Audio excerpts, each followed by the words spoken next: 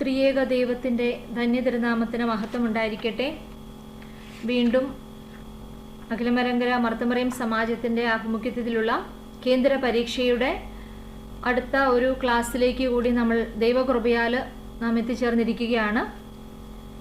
ഇന്ന് നാം പഠിക്കുവാൻ പോകുന്നത് ടെക്സ്റ്റ് ബുക്കിൽ അധ്യായം 3 അധ്യായമാണ് നമുക്കിന്ന് പഠിക്കുവാനുള്ളത്.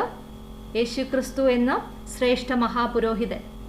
വളരെയധികം ഇമ്പോർട്ടൻ്റ് ആയിട്ടും നമുക്ക് വിശ്വാസ ജീവിതത്തിൽ നാം പഠിക്കേണ്ടതായിട്ടുള്ള ചില പ്രധാന കാര്യങ്ങളാണ് ഈ ഒരു അധ്യായത്തിൽ അഭിമന്യ തിരുമേനി വളരെ ലളിതമായ ഭാഷയിൽ തന്നെ നമുക്ക് പഠിക്കുവാനായിട്ട് എഴുതി വച്ചിരിക്കുന്നത്.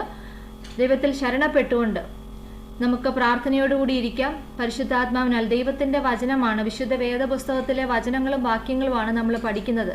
അതിൽ ഒരു വാക്യം കൂടിപ്പോവുകയോ ഒരു വാക്യം കുറഞ്ഞു പോവുകയോ ചെയ്തു കഴിഞ്ഞാൽ അതിൻ്റെ പാപവും അതിൻ്റെ കുറവും എന്നിലുണ്ടായിരിക്കും. പ്രത്യേകം നമ്മൾ ഓരോരുത്തരും പ്രാർത്ഥനയിലിരിക്കുക. ദൈവഹിതപ്രകാരമുള്ളതും ദൈവം നമുക്ക് കാട്ടിത്തന്നിരിക്കുന്നതും എബ്രായ ലേഖനകർത്താവ് എന്താണോ നമ്മെ പഠിപ്പിക്കുവാൻ ആഗ്രഹിക്കുന്നത് അങ്ങനെ ആ കാര്യങ്ങൾ മാത്രം സംസാരിക്കുവാനും പഠിക്കുവാനുമുള്ള ദൈവകൃപ നമുക്ക് ലഭിക്കുവാനായിട്ട് എല്ലാവരും പ്രാർത്ഥനയോടുകൂടി ഇരിക്കുക. അപ്പം ടെക്സ്റ്റ് ബുക്ക് എല്ലാവരും എടുത്തു വയ്ക്കുക. വിശുദ്ധ വേദപുസ്തകവും എടുത്തു വയ്ക്കുക. പേജ് നമ്പർ 19, യേശുക്രിസ്തു ശ്രേഷ്ഠ മഹാപുരോഹിതൻ.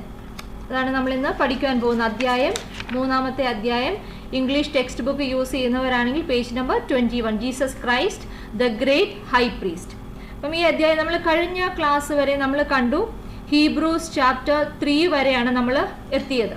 ഇനി ഈ ഒരു അധ്യായത്തിൽ പ്രധാനമായിട്ട് ഹീബ്രൂസ് ചാപ്റ്റർ 4 to 7 അതുവരെയുള്ള കാര്യങ്ങളാണ് പ്രധാനമായിട്ട് നമുക്കിവിടെ കാണാനായിട്ട് സാധിക്കുന്നത്. ഏറ്റവും കൂടുതലായിട്ട് ഇതിനകത്ത് നമ്മൾ കഴിഞ്ഞ ക്ലാസ്സിൽ പറഞ്ഞു നിർത്തിയ ലാസ്റ്റത്തെ വചനവാക്യം ഒന്ന് നോക്കിയാൽ, പേജ് നമ്പർ 18 ലാസ്റ്റത്തെ വാക്ക് നോക്കിയാൽ നമുക്ക് കാണാൻ പറ്റും. എബ്രായ ലേഖനത്തിലെ കാതലായ വിഷയം ക്രിസ്തുവിൻ്റെ മഹാപൗരോഹിത്യ ശുശ്രൂഷയാണ്. അത് വളരെയധികം നാം പഠിക്കേണ്ടതായിട്ടുള്ള ഒരു ആസ്പെക്റ്റാണ് യേശു ക്രിസ്തുവിൻ്റെ ശ്രേഷ്ഠ മഹാപൗരോഹിത്യം. അതിനെക്കുറിച്ചാണ് ഇന്ന് നമ്മൾ പഠിക്കുവാൻ പോകുന്നത്.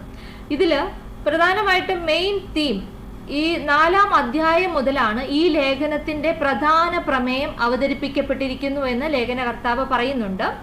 ഇതിനകത്ത് കാതലായ വിഷയം നമ്മൾ കണ്ടു, ക്രിസ്തുവിൻ്റെ മഹാപൗരോഹിത്യ ശുശ്രൂഷ. പേജ് നമ്പർ 18 പേജ് നമ്പർ 5 നമുക്കിത് കാണാനായിട്ട് സാധിക്കും. ഇനിയും ഇവിടെ ഒരു ഡൗട്ട് നമുക്ക് തോന്നാം, എന്താണ് പ്രധാന ഒരു പ്രമേയം എന്ന് പറഞ്ഞ് പേജ് നമ്പർ 7 നമ്മൾക്ക് കൊടുത്തിരിക്കുന്നത് യേശുവിനെ ശ്രദ്ധിച്ചു നോക്കുക. അതാണ് നമ്മുടെ പ്രധാന വിഷയം, പ്രമേയം എന്നൊക്കെ പറയുന്നത്.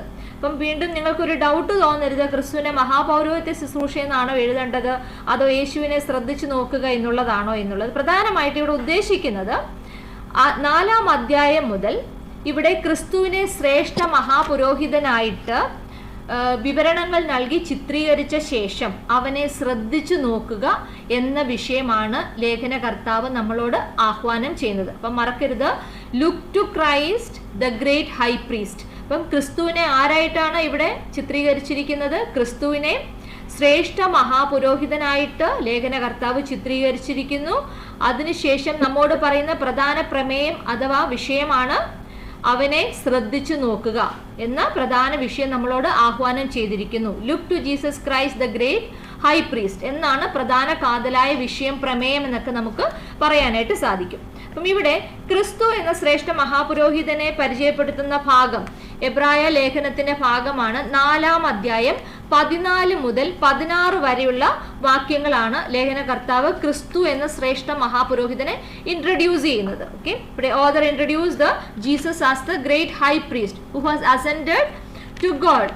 സന്നിധിയിലേക്ക് ആരോഹണം ചെയ്തവനായ ദൈവപുത്രനായ ക്രിസ്തു എന്ന മഹാപുരോഹിതൻ എന്നാണ് അവിടെ ഒരു വിശേഷണം പ്രത്യേകമായിട്ട് നൽകുന്നത്. 4 അധ്യായം 14 മുതൽ 16 വരെയുള്ള വാക്യങ്ങളിൽ നമുക്ക് കാണുവാനായിട്ട് സാധിക്കും. ഇനിയും ഇവിടെ ഈ ഒരു 4 അധ്യായത്തിൽ മാത്രമല്ല ക്രിസ്തുവിനെ മഹാപുരോഹിതനായിട്ട് കാണിക്കുന്നത്. പല ഭാഗങ്ങളിലും ക്രിസ്തു മഹാപുരോഹിതൻ എന്ന് പറയുന്നുണ്ട്. ഇവിടെ 3 അധ്യായം 1 വാക്യത്തിൽ തന്നെ നമ്മൾ കഴിഞ്ഞ ക്ലാസ്സിൽ കണ്ടതാ. 3 അധ്യായത്തിന്റെ 1 വാക്യത്തിൽ തന്നെ തുടങ്ങുന്ന 3 അധ്യായം 1 അപ്പോസ്തലൻ മഹാപുരോഹിതൻ എന്നൊക്കെ ക്രിസ്തുവിനെ പറയുന്നുണ്ട്. 1 വാക്യത്തിൽ തന്നെ പറയുന്നുണ്ട്. അതുപോലെ 2 അധ്യായം 17 വാക്യത്തിലും ക്രിസ്തുവിനെ മഹാപുരോഹിതനായിട്ട് ചിത്രീകരിച്ചിരിക്കുന്നു. അവിടെയാണ് ക്രിസ്തുവിനെ ശ്രദ്ധിച്ചു നോക്കുവീൻ എന്നുള്ള ആഹ്വാനവും നമുക്ക് ലഭിക്കുന്നത്. എന്നാൽ ഇന്ന് നമ്മൾ പഠിക്കുവാൻ പോകുന്നത് 4-ാം അധ്യായത്തിലെ പ്രധാന ഭാഗങ്ങൾ തുടങ്ങിയാണ് നമ്മൾ ഇന്ന് പഠിക്കുവാൻ പോകുന്നത്. ഇവിടെ പറയുന്നുണ്ട്, 2-ാമത്തെ പാരഗ്രാഫിലേക്ക് നോക്കിയാൽ യേശുക്രിസ്തുവിനെ മഹാപുരോഹിതനായി സ്വീകരിച്ചവരാണ് എബ്രായ ക്രിസ്ത്യാനികൾ. ആരാണ് ഈ എബ്രായ ക്രിസ്ത്യാനികൾ? എബ്രായ ക്രിസ്ത്യാനികൾ അല്ലെങ്കിൽ ഹീബ്രു ക്രിസ്ത്യൻസ്. അവർ ക്രിസ്തുവിനെ എങ്ങനെയാണ് കാണുന്നത്? ക്രിസ്തുവിനെ കാണുന്നത് മഹാപുരോഹിതനായിട്ടാണ് യേശു ക്രിസ്തുവിനെ അവർ കാണുന്നത്. അപ്പം ഈ ഹീബ്രൂസ് അല്ലെങ്കിൽ എബ്രായ ക്രിസ്ത്യാനികൾ എന്ന് പറയുന്നവരാരാണ്? അവര് അബ്രഹാമിന്റെയും ഇസഹാക്കിന്റെയും യാക്കോബിന്റെയും പിൻഗാമികളാണ്. They are also called as Israel. Israel എന്ന അല്ലെങ്കിൽ ഹീബ്രൂസ്, ജൂസ് എന്നൊക്കെയുള്ള പേരിൽ അറിയപ്പെടുന്നതാണ് ഈ എബ്രായ ക്രിസ്ത്യാനികൾ എന്ന് പറയുന്നത്. അല്ലെങ്കിൽ അവരെ യഹൂദ ക്രിസ്ത്യാനികൾ, ഹീബ്രു ക്രിസ്ത്യൻസ് എന്നൊക്കെ നമുക്ക് വിളിക്കാം. അപ്പം ഇവരെ യേശുക്രിസ്തുവിനെ ഹൈ പ്രീസ്റ്റ് ആയിട്ടാണ് സ്വീകരിച്ചിരിക്കുന്നത് എന്നുള്ളതിന്റെ ഒരു റെഫറൻസ് അവിടെ പറയുന്നുണ്ട്. 2nd പാരഗ്രാഫിലെ ഫസ്റ്റ് ലൈനിലുണ്ട്. അതിന്റെ reference 1 Timothy chapter 2 verse 5. 1 Timothy chapter 2 verse 5 പറയുന്നത്, അവനല്ലാതെ വേറൊരു മഹാപുരോഹിതൻ നമുക്കില്ല.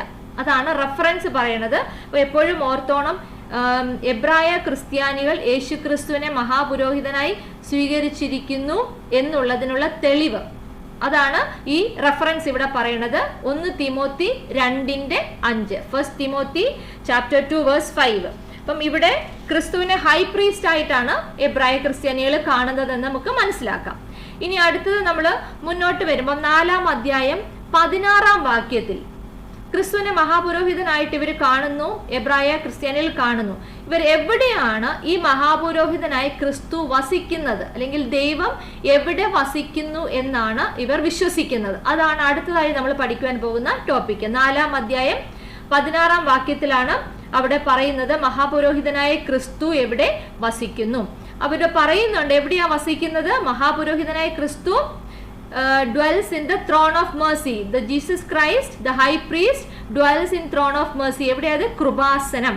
അപ്പൊ ആ പാരഗ്രാഫിന്റെ ലാസ്റ്റ് ഭാഗത്തേക്ക് വരുമ്പോൾ കാണാം മഹാപുരോഹിതനായ ക്രിസ്തു വസിക്കുന്നത് കൃപാസനത്തിലാണ്. അത് അണ്ടർലൈൻ ചെയ്ത് പഠിച്ചോളുക. 4:16 മഹാപുരോഹിതനായ ക്രിസ്തു എവിടെ വസിക്കുന്നു എന്നൊരു ക്വസ്റ്റ്യൻ ആൻസർ കൃപാസനത്തിൽ അല്ലെങ്കിൽ ത്രോൺ ഓഫ് മേഴ്സി.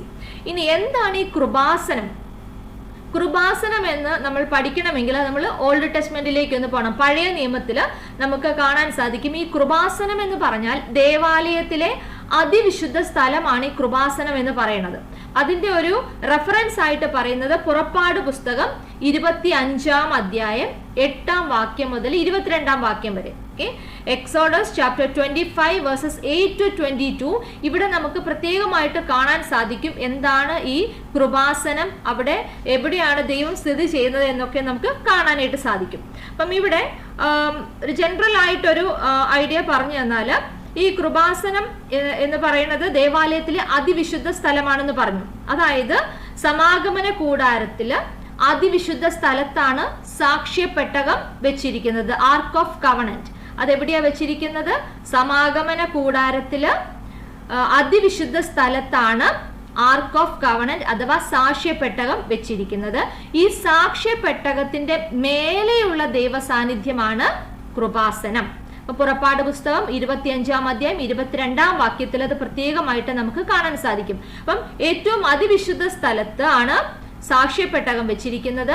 ആ സാക്ഷ്യപ്പെട്ടകത്തിന്റെ മേലെയുള്ള ദൈവ സാന്നിധ്യമാണ് കൃപാസനം എന്ന് പറയുന്നത്. കൃപാസനം in the sense presence of God.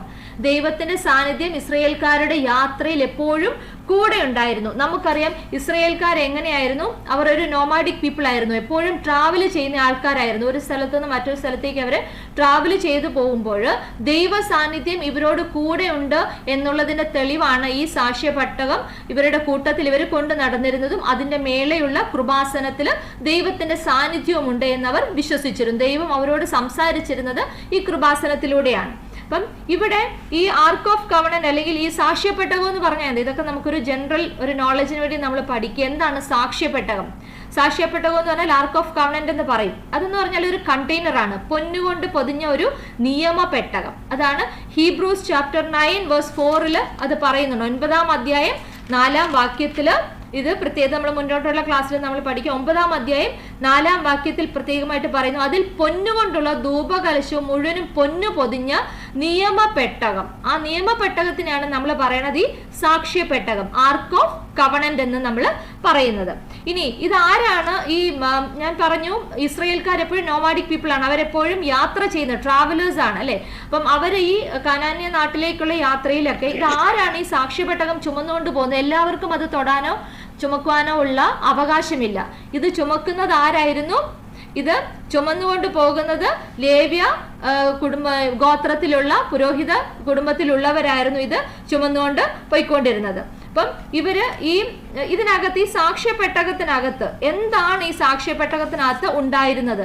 അവിടെ പ്രധാനമായിട്ട് നമുക്ക് കാണാൻ സാധിക്കും, എബ്രായർ 9:4 തന്നെ നമുക്ക് കാണാൻ സാധിക്കും. പ്രധാനമായിട്ട് 3 കാര്യങ്ങളാണ് ഈ സാക്ഷ്യപ്പെട്ടകത്തിനകത്ത് അവർ വെച്ചിരുന്നത്.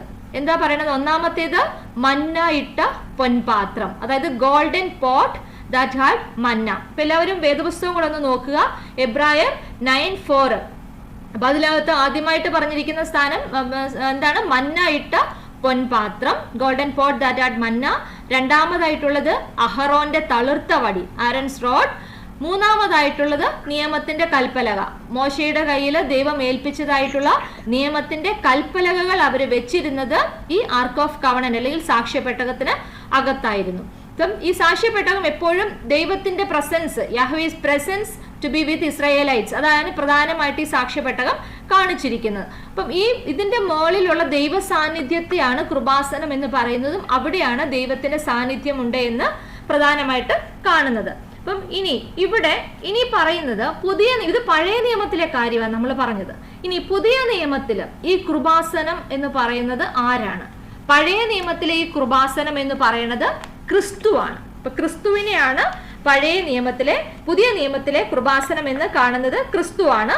പ്രധാനമായിട്ട് അതൊന്ന് ഓർത്തോളുക.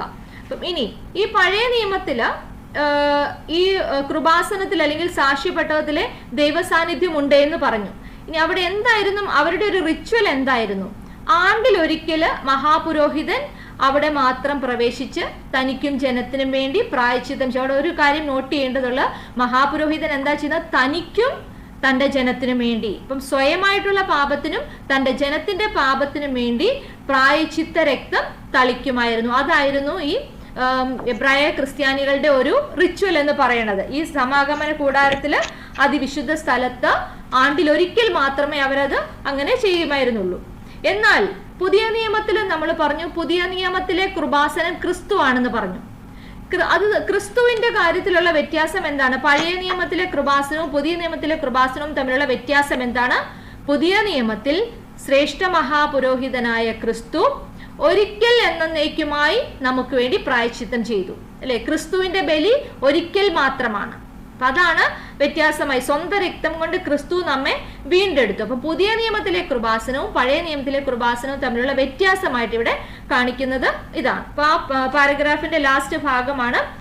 പേജ് നമ്പർ 20 കൂടെ ആദ്യ ഭാഗത്ത് നമുക്കിത് കാണാനായിട്ട് സാധിക്കും. അപ്പൊ പുതിയ നിയമത്തിലെ കൃപാസനം ക്രിസ്തു ആണെന്ന് പറയുന്നതിന്റെ അർത്ഥമാണ് ഇവിടെ വ്യക്തമാക്കുന്നത്. പഴയ നിയമത്തിലെ കൃപാസനത്തിൽ ആണ്ടിലൊരിക്കൽ മഹാപുരോഹിതൻ പ്രവേശിച്ച് തനിക്കും ജനത്തിനു വേണ്ടി പ്രായശ്ചിത്ത രക്തം തളിക്കുമായിരുന്നു. എന്നാൽ പുതിയ നിയമത്തിൽ ക്രിസ്തു ആണ് കൃപാസനം. ക്രിസ്തു ഒരിക്കൽ മാത്രം എന്നേക്കുമായി നമുക്ക് വേണ്ടി പ്രായശ്ചിത്ത യാഗമായി കഴിച്ചു, സ്വന്തം രക്തം കൊണ്ട് നമ്മെ വീണ്ടെടുത്തു. ഇനി ഇവിടെ ആ ഒരു പേജ് നമ്പർ 20 ഫസ്റ്റ് പാരഗ്രാഫിൽ അവസാനത്തെ ലൈനും കൂടി ഒന്ന് ശ്രദ്ധിച്ചോളുക. കരുണ ലഭിപ്പാനും തക്ക സമയത്ത് സഹായത്തിനുള്ള കൃപ പ്രാപിപ്പാനുമായി നാം ചെല്ലേണ്ടത് എവിടെ? അപ്പം ഇത് വേദപുസ്തകത്തിലെ വാക്യത്തെ അനുസ്മരിച്ചിട്ടുള്ളതാണ്. ഹീബ്രൂസ് ചാപ്റ്റർ 4 ബേസ് ചെയ്തിട്ടുള്ളതാണ്. അപ്പൊ അതുകൊണ്ട് ആ ലൈൻ ഒന്ന് ഓർത്തോളൂ. എവിടെയാണ് നമ്മൾ കരുണ ലഭിപ്പാൻ ചെല്ലേണ്ടത്? കരുണ ലഭിപ്പാനും തക്ക സമയത്തിനുള്ള കൃപ ലഭിപ്പാനുമായിട്ട് നാം ചെല്ലേണ്ടത് കൃപാസനത്തിന്റെ സന്നിധിയിൽ എന്ന് പറഞ്ഞാൽ എന്താ? ദൈവസന്നിധിയിൽ വേണം കരുണ ലഭിക്കുവാനായിട്ട് നാം ചെല്ലേണ്ടത്. മറ്റെവിടെയെങ്കിലും ചെന്നിട്ടും യാതൊരു കാര്യവുമില്ല. എന്നും നമ്മുടെ ജീവിതത്തില് കരുണ ലഭിക്കണമെങ്കിലും സഹായം ലഭിക്കണമെങ്കിലും നാം ചെല്ലേണ്ടത് കൃപാസനത്തിന്റെ സന്നിധിയിലാണ്. അതായത് ദൈവസന്നിധിയിൽ എത്തണമെന്നാണ് ലേഖകൻ പറയുന്നത്. ഇനി അടുത്തതായിട്ടുള്ള ടോപ്പിക്ക് ശ്രേഷ്ഠ മഹാപുരോഹിതനായ ക്രിസ്തുവിന്റെ പ്രത്യേകത. വളരെ ഇമ്പോർട്ടന്റ് ആയിട്ടുള്ള ഒരു ടോപ്പിക്കാണിത്. The unique characteristics of Christ as the great high priest. ക്രിസ്തുവിനെ ശ്രേഷ്ഠ മഹാപുരോഹിതനായിട്ട് ചിത്രീകരിച്ചിരിക്കുന്നു. അപ്പൊ ക്രിസ്തുവിന്റെ പ്രധാന പ്രത്യേകതകൾ എന്തൊക്കെയാണെന്ന് പറയുന്നു. ഇത് എബ്രായ ലേഖനം 5-ാം അധ്യായത്തിലേക്കാണ് നാം വരുന്നത്. 5-ാം അധ്യായത്തിലാണ് ക്രിസ്തുവിന്റെ പ്രത്യേകതകളായിട്ട് പറയുന്നത്. ഇനി ഇവിടെ പ്രത്യേകതകളായിട്ട് പറയുമ്പോൾ ആദ്യം നാം ഓർക്കേണ്ടത് പഴയ നിയമത്തിലെ പൗരോഹിത്യവും പുതിയ നിയമത്തിലെ പൗരോഹിത്യവുമാണ് പ്രധാനമായിട്ട് ഇവിടെ ഫോക്കസ് ചെയ്യുന്നത്. പഴയ നിയമത്തിലെ പൗരോഹിത്യം എന്ന് പറഞ്ഞാൽ എന്താണ്? പഴയ നിയമത്തിലെ പൗരോഹിത്യത്തെ നമ്മൾ പറയുന്നതാണ് ലേവ്യ പൗരോഹിത്യം. ലേവ്യ പൗരോഹിത്യം. അപ്പം ക്രിസ്തുവിന്റെ പൗരോഹിത്യം ലേവ്യ പൗരോഹിത്യം തമ്മിലുള്ള വ്യത്യാസമാണ് ഇവിടെ പ്രധാനമായിട്ട് നമുക്ക് കാണാനായിട്ട് സാധിക്കുന്നത്. The difference between the priesthood of tribes of Levi and priesthood of Christ. ആ ഡിഫറൻസ് ആണ് നമ്മൾ ഇവിടെ കാണാൻ പോകുന്നത്.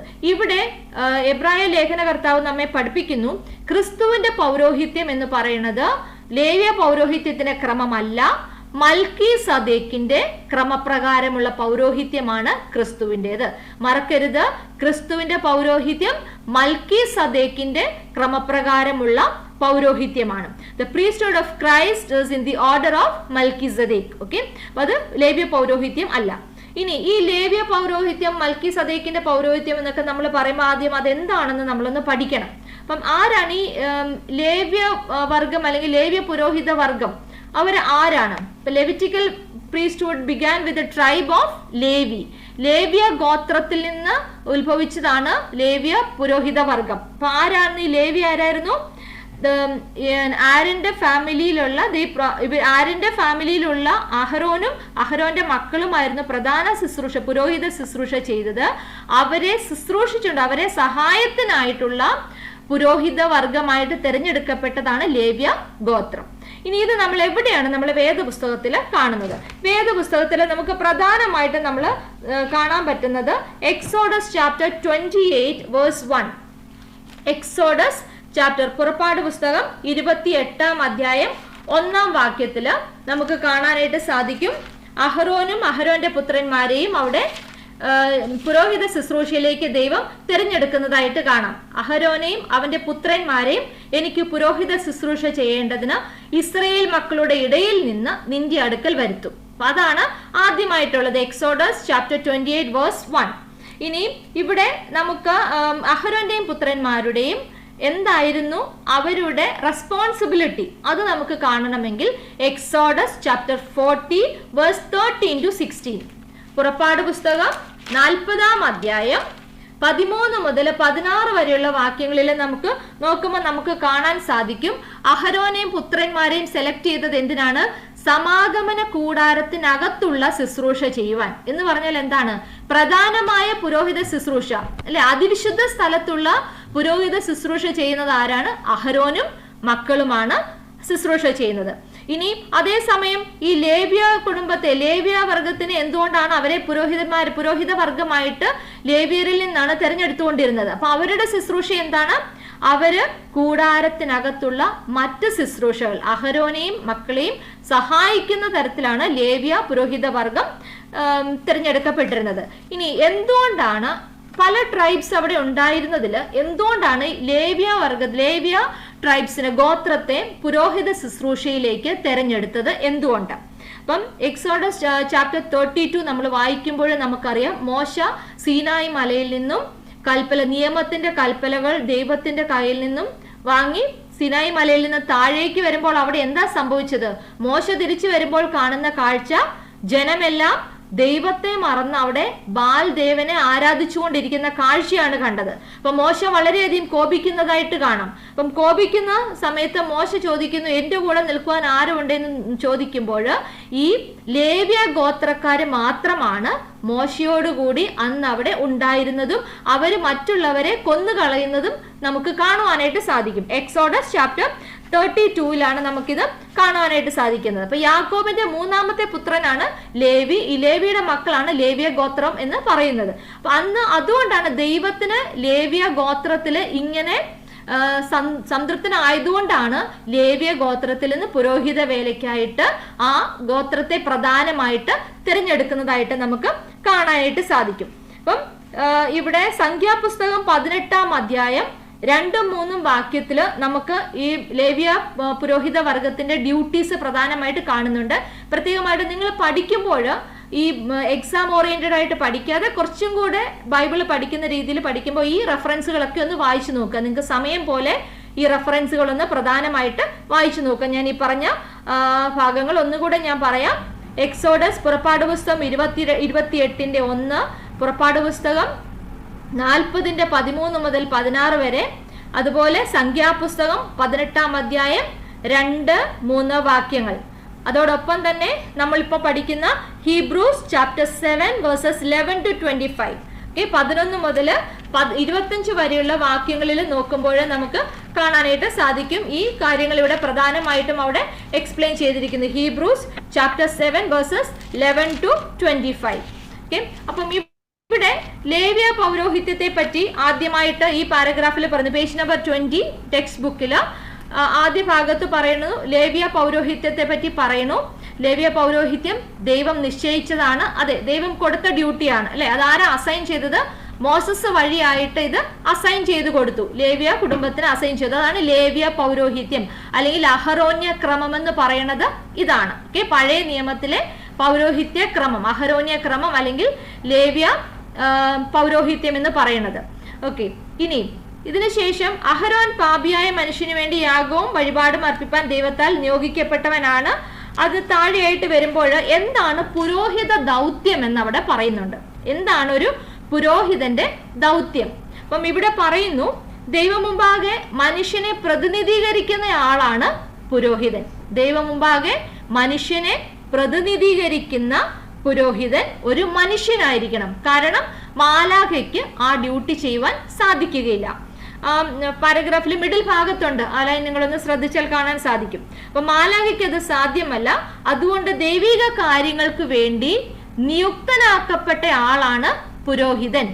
ദൈവിക കാര്യത്തിന് വേണ്ടി ദൈവത്താൽ നിയുക്തനാക്കപ്പെട്ട ആളാണ് പുരോഹിതൻ.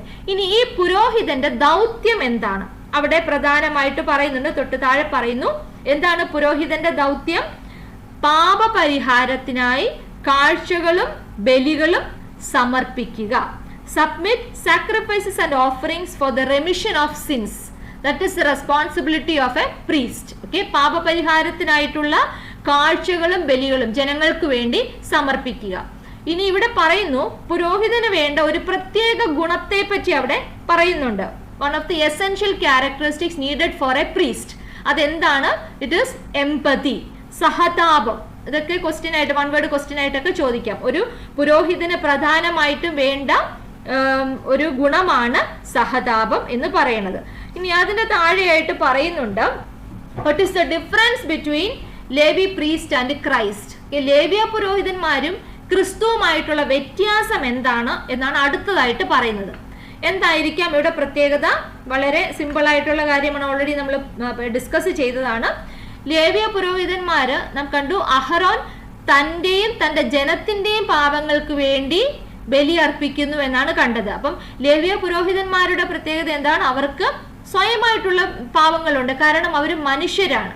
അപ്പൊ മനുഷ്യരുടെ ഇടയിൽ നിന്ന് മാലാഖമാർക്ക് സാധിക്കാത്തതുകൊണ്ട് മനുഷ്യരുടെ ഇടയിൽ നിന്ന് ദൈവത്തിന്റെ പ്രതിനിധിയായിട്ട് പ്രതിനിധീകരിക്കുന്ന ആളാണ് പുരോഹിതൻ എന്ന് പറയുന്നത്. സോ പുരോഹിതന് തന്റെ സ്വയപാപവും കൂടി അവിടെ പ്രായശ്ചിത്തം ചെയ്യേണ്ടതായിട്ടുണ്ട്. അപ്പം ലേവ്യ പുരോഹിതന്മാർക്ക് സ്വന്തം പാപങ്ങൾക്ക് വേണ്ടി ബലി അർപ്പിക്കുക ആവശ്യമായിരുന്നു. അതേസമയം ക്രിസ്തുവിന് അതിന്റെ ആവശ്യമുണ്ടോ?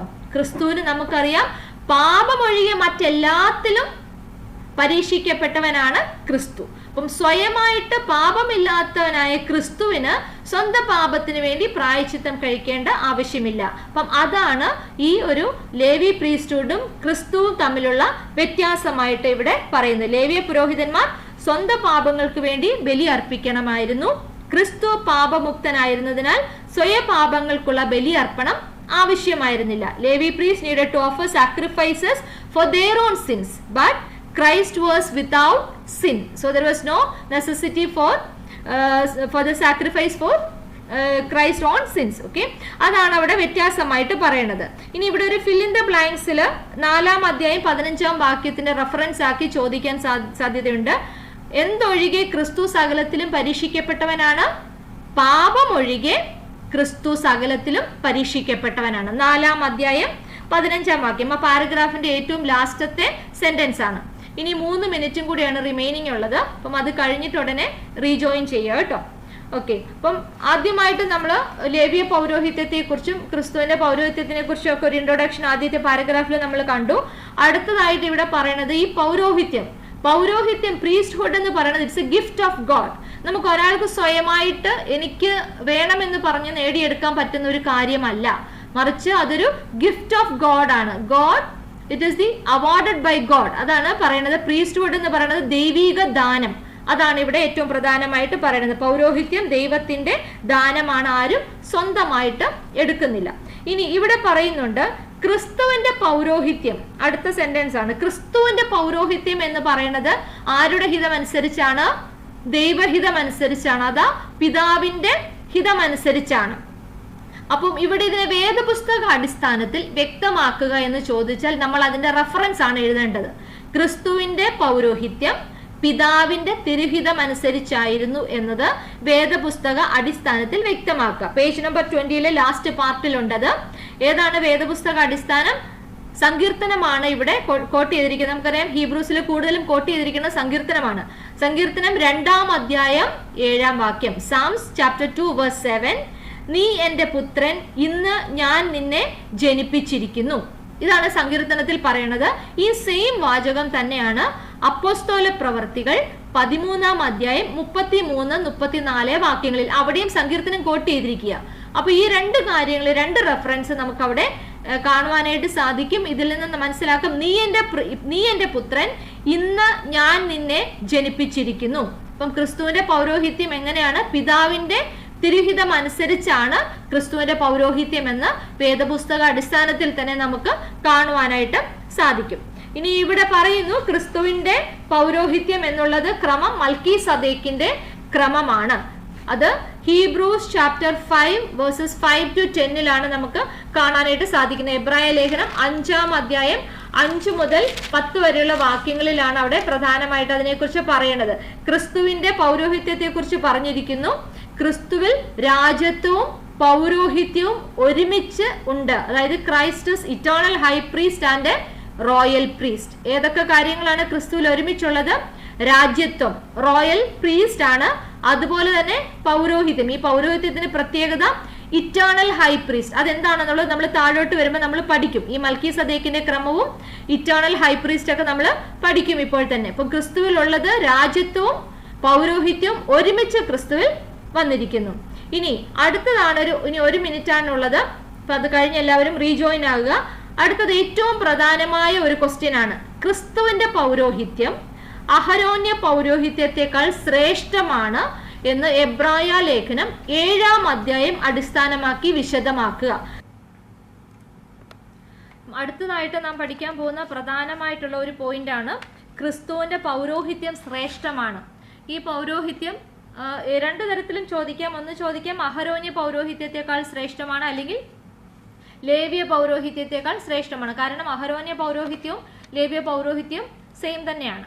അപ്പം രണ്ടിനെക്കാട്ടിലും ക്രിസ്തുവിന്റെ പൗരോഹിത്യം ശ്രേഷ്ഠമാണ് എന്ന് വ്യക്തമാക്കുക. അപ്പം ഇവിടെ പ്രധാനമായിട്ട് നമുക്ക് ഈ ബുക്കിൽ നോക്കിയാൽ അവിടെ ഒരു 5 പോയിന്റുകൾ കൊടുത്തിട്ടുണ്ട്.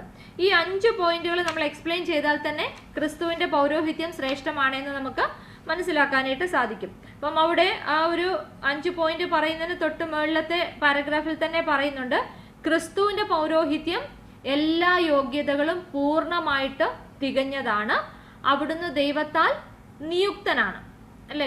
Christ is designated by God. അപ്പം അതൊരു വംശപാരമ്പര്യം അനുസരിച്ചുള്ളതല്ല. ഇപ്പൊ ലേവ്യ പൗരോഹിത്യം അനുസരിച്ച് അത് ഒരു ആൻസെസ്ട്രൽ ആണ്, അല്ലെങ്കിൽ അത് വംശപാരമ്പര്യം അനുസരിച്ച് അപ്പൻ കഴിഞ്ഞാൽ മക്കൾ അങ്ങനെ പിന്തുടർച്ചയായിട്ട് വരുന്നു. എന്നാൽ ക്രിസ്തുവിൻ്റെത് ദൈവത്താൽ ഡെസിഗ്നേറ്റഡ് ആണ്, ഡെസിഗ്നേറ്റഡ് ബൈ ഗോഡ്, അല്ലെങ്കിൽ ദൈവത്താൽ നിയുക്തനായിട്ടുള്ളതാണ് എന്ന് നമുക്ക് കാണാനായിട്ട് സാധിക്കും. അങ്ങനെ യേശു ക്രിസ്തുവിനെ നിസ്തുലനായ മഹാപുരോഹിതനായിട്ട് അവിടെ കാണുന്നു. ഈ 5 പോയിന്റുകൾ നമുക്കൊന്ന് ഡിസ്കസ് ചെയ്യാം. ഒന്നാമത്തെ പോയിന്റായിട്ട് അവിടെ പറയണത് എന്താണ്? ക്രിസ്തുവിന്റെ പൗരോഹിത്യം അഹരോന്റെ പൗരോഹിത്യത്തെ പോലെ താൽക്കാലികമല്ല, അത് നിത്യമാണ്. അപ്പൊ എന്താ ഈ അഹരോന്റെ പൗരോഹിത്യം താൽക്കാലികമെന്ന് പറയുന്നത്? എന്തുകൊണ്ടാണ്? ക്രിസ്തുവിന്റെ പൗരോഹിത്യം നിത്യമാണെന്ന് പറയുന്നത് എന്തുകൊണ്ടാണ്? അപ്പം ഈ താൽക്കാലികം എന്ന് പറയുന്നത് എന്തുകൊണ്ടാണ്? ബിക്കോസ് അഹരോന്റെ പൗരോഹിത്യം എങ്ങനെയായിരുന്നു? ബേസ്ഡ് ഓൺ ദി ആൻസെസ്ട്രി അല്ലെങ്കിൽ വംശപാരമ്പര്യം അനുസരിച്ചായിരുന്നു. എന്നാൽ മൽക്കീസദേക്കിന്റെ ക്രമം അഥവാ ക്രിസ്തുവിന്റെ പൗരോഹിത്യം എന്ന് പറയുന്നത് ഡെസിഗ്നേറ്റഡ് ബൈ ഗോഡ് അല്ലെങ്കിൽ ദൈവത്താൽ നിയുക്തനാണ്. അതാണ് ഒന്നാമത്തെ പോയിന്റിന് എക്സ്പ്ലനേഷൻ ആയിട്ട് എഴുതേണ്ടത്. അപ്പം അവിടെ നിങ്ങൾക്ക് ഒന്നുകൂടി മനസ്സിലാക്കാനായിട്ട് ഞാൻ പറഞ്ഞു തരാം. അഹരോന്റെ പുത്രന്മാരുടേത് താൽക്കാലികം എന്ന് പറയുന്നത് എന്തുകൊണ്ടാണ്? ഹീബ്രൂസ് ചാപ്റ്റർ 7 വേഴ്സ് 23 അവിടെ എന്താണ് പറയണത്? ഹീബ്രൂസ് ചാപ്റ്റർ 7 വേഴ്സ് 23 പറയുന്നു, മരണം നിമിത്തം അവർക്ക് നിലനിൽപ്പാൻ മുടക്കം വരിക കൊണ്ട് പുരോഹിതന്മാർ ആയിത്തീർന്നവർ അനേകരാകുന്നു. ഇവനോ എന്നേക്കും ഇരിക്കുന്നത് കൊണ്ട് മാറാത്ത പൗരോഹിത്യം ആകുന്നു. അതിന്റെ അർത്ഥം എന്താ? അവിടെ പറഞ്ഞത് ലേവ്യ പൗരോഹിത്യത്തിൽ അഥവാ അഹറോന്യ പൗരോഹിത്യത്തിൽ എങ്ങനെയാണ് അവരുടെ പൗരോഹിത്യം താൽക്കാലികമാണെന്ന് പറയണത്? മരണം കൊണ്ടത് അവസാനിക്കുന്നു. അപ്പം എബ്രായ ലേഖനകർത്താവ് നമ്മോട് പറയുന്നു 23-ാമത്തെ വാക്യത്തിൽ, 7-ാം അധ്യായം 23-ാമത്തെ വാക്യത്തിൽ നമ്മോട് പറയുന്നു, മരണം കൊണ്ട് അവർക്ക് പൗരോഹിത്യം നിലനിർത്താൻ സാധ്യമല്ല. അതായത് ഒരാൾ മരിച്ചു കഴിഞ്ഞാൽ, ലേവ്യ പൗരോഹിത്യത്തിലുള്ള ഒരാൾ മരിച്ചു കഴിഞ്ഞാൽ ആ പൗരോഹിത്യം അവിടെ തീരുന്നു. എന്നാൽ ക്രിസ്തുവിന്റെ പൗരോഹിത്യം അഥവാ മൽക്കീസദേക്കിന്റെ പൗരോഹിത്യം എങ്ങനെയുള്ളതാണ്? അത് എന്നും എന്നേക്കും ഇരിക്കുന്നതുകൊണ്ട് മാറാത്ത, മരണമില്ലാത്ത പൗരോഹിത്യമാണ്. മൽക്കീസദേക്കിനെ കുറിച്ച് നമ്മൾ പഠിക്കുമ്പോൾ നിങ്ങൾക്ക് വീണ്ടും എന്തുകൊണ്ടാണ് ഈ മൽക്കീസദേക്കിന്റെ ക്രമം വരുന്നതെന്ന് നമുക്ക് പ്രത്യേകമായിട്ട് മനസ്സിലാവും. ഓക്കെ, മൽക്കീസദേക്ക് എന്നുള്ള വ്യക്തിയുടെ ജനനമോ മരണമോ വിശുദ്ധ വേദപുസ്തകത്തിൽ രേഖപ്പെടുത്തിയിട്ടില്ല. അപ്പൊ അങ്ങനെ ഒരു മരണം എന്നുള്ള കാര്യം പ്രസ്താവിക്കാത്ത ആളാണ് മൽക്കീസദേക്ക്. അതുകൊണ്ടാണ് ക്രിസ്തുവിന്റെ ക്രമവും മൽക്കീസദേക്കിന്റെ ക്രമം എന്ന് പറയുന്നത്. അപ്പം ഇവിടെ എന്തുകൊണ്ടാണ് അഹരോന്റെ പുത്രന്മാരുടെ താൽക്കാലികവും ക്രിസ്തുവിന്റെ പൗരോഹിത്യം നിത്യവും എന്ന് പറയുന്നത് മനസ്സിലായല്ലോ. അപ്പം അത് ഈ ഹീബ്രൂസ് ചാപ്റ്റർ 7 വേഴ്സ് 23 ആണ് അതിന്റെ ബേസ് ആയിട്ട് പ്രധാനമായിട്ട് നമുക്ക് ഓർക്കാനുള്ളത്. രണ്ടാമതായിട്ട് പറയണത് എന്താണ്? ക്രിസ്തുവിന്റെ പൗരോഹിത്യത്തിന്റെ പ്രത്യേകത അത് മൽക്കീസദേക്കിന്റെ ക്രമപ്രകാരമുള്ള പൗരോഹിത്യമാണ്. മൽക്കീസദേക്കിന്റെ ക്രമപ്രകാരമാണ്, ലേവ്യ പൗരോഹിത്യമല്ല ക്രിസ്തുവിൻ്റെത്, മൽക്കീസദേക്കിന്റെ ക്രമം. അതിന്റെ അർത്ഥം എന്ന് പറഞ്ഞാൽ യഹൂദ പാരമ്പര്യ പ്രകാരമുള്ള പൗരോഹിത്യം അല്ല ക്രിസ്തുവിൻ്റെത്. യഹൂദ പാരമ്പര്യ പ്രകാരം എന്ന് പറഞ്ഞാൽ എന്താണ്? അഹരോനും അഹരോന്റെ മക്കളും അല്ലെങ്കിൽ ലേവ്യ കുടുംബം. അപ്പം അതെന്ന് പറഞ്ഞാൽ മോശയുടെ ന്യായപ്രമാണ നിയമം അനുസരിച്ചുള്ളതാണ്. അത് മോശ അലോട്ട് ചെയ്ത് അല്ലെങ്കിൽ ദൈവം നിയമിച്ചാക്കിയത്, മോശ വഴിയായിട്ട് നിയമം കൊടുത്ത് അങ്ങനെ മോശയുടെ ന്യായപ്രമാണ പ്രകാരമാണ് ഈ ഒരു യഹൂദ പാരമ്പര്യ പ്രകാരമുള്ള പൗരോഹിത്യം അഥവാ ലേവ്യ പൗരോഹിത്യം ഉള്ളത്. എന്നാൽ ക്രിസ്തു അങ്ങനെ ഒരു ആൻസെസ്ട്രൽ ഇതിലുള്ള പൗരോഹിത്യമല്ല, അല്ലെങ്കിൽ വംശാവലിയിലോ പിന്തുടർച്ചയായിട്ട് വരുന്ന ഒരു പൗരോഹിത്യമല്ല ക്രിസ്തുവിനുള്ളത്. ക്രിസ്തുവിൻ്റെത് മൽക്കീസദേക്കിന്റെ ക്രമമാണ്. ഈ മൽക്കീസദേക്കിന്റെ ക്രമമാണ് നമ്മൾ അടുത്തതായിട്ട് പഠിക്കാൻ പോകുന്നത്. അവിടെ നമുക്ക് കുറച്ച് ഡീറ്റെയിൽ ആയിട്ട് അവിടെ പഠിക്കാം. ഇനി അടുത്തത് മൂന്നാമതായിട്ട് കാണുന്ന പോയിന്റ് എന്താണ്? അത് ദൈവഹിതം അനുസരിച്ചുള്ളതാണ്. അപ്പം ദൈവഹിതം അനുസരിച്ചുള്ളതാണ്. അതിന് തൊട്ടു മുന്നിൽ നമ്മൾ കണ്ടു ദൈവത്താൽ നിയുക്തനാണ്. ക്രിസ്തുവിന്റെ പൗരോഹിത്യം എന്ന് പറയുന്നത് എങ്ങനെയാണ്? ഡെസിഗ്നേറ്റഡ് ബൈ ഗോഡ്, ദൈവത്താൽ നിയുക്തനാക്കപ്പെട്ടതാണ് ക്രിസ്തുവിന്റെ പൗരോഹിത്യം അല്ലെങ്കിൽ ദൈവഹിതം അനുസരിച്ചുള്ളതാണ്. ഇനി അടുത്തത് നാലാമത്തെ പോയിന്റ് എന്ന് പറയുന്നത് ക്രിസ്തുവിൻ്റെത് രക്ഷാകര പൗരോഹിത്യം. രക്ഷാകര പൗരോഹിത്യം എന്ന് പറഞ്ഞാൽ എന്താണ്? ഫോർ ദ സാൽവേഷൻ, അല്ലെ? ക്രിസ്തുവിന്റെ പാപപരിഹാരം നമ്മുടെയൊക്കെ മനുഷ്യകുലത്തിന്റെ മുഴുവൻ രക്ഷയ്ക്ക് വേണ്ടിയായിരുന്നു. എന്നാൽ ലേവ്യ പൗരോഹിത്യം എങ്ങനെയാണെന്നാണ് നാം കാണുന്നത്. പേജ് നമ്പർ 20 തന്നെ നമ്മൾ കണ്ടു. ലേവ്യ പൗരോഹിത്യത്തിലെ ലേവ്യ പുരോഹിതന്മാർ എന്തിനു വേണ്ടിയാണ് യാഗം കഴിച്ചിരുന്നത്? പാപപരിഹാരത്തിനായിട്ട്. അതാണ് ഡിഫറൻസ്. ക്രിസ്തുവിൻ്റെത് രക്ഷാകര പൗരോഹിത്യം, ലേവ്യ പൗരോഹിത്യം എന്തിനു വേണ്ടിയിട്ടാണ്? പാപപരിഹാരത്തിനായിട്ടുള്ള, സ്വയമായിട്ടുള്ള പുരോഹിതന്റെ സ്വയമായിട്ടുള്ള പാപപരിഹാരത്തിനും തന്റെ ജനങ്ങളുടെ പാപപരിഹാരത്തിനും വേണ്ടിയാണ് ലേവ്യ പൗരോഹിത്യം നിലനിന്നത്. അപ്പൊ ക്രിസ്തുവിന്റെ ഓർത്തോണം ഇറ്റ്സ് സാൽവേഷൻ, രക്ഷാകര ദൗത്യമാണ് ക്രിസ്തുവിന്റെ പൗരോഹിത്യത്തിന്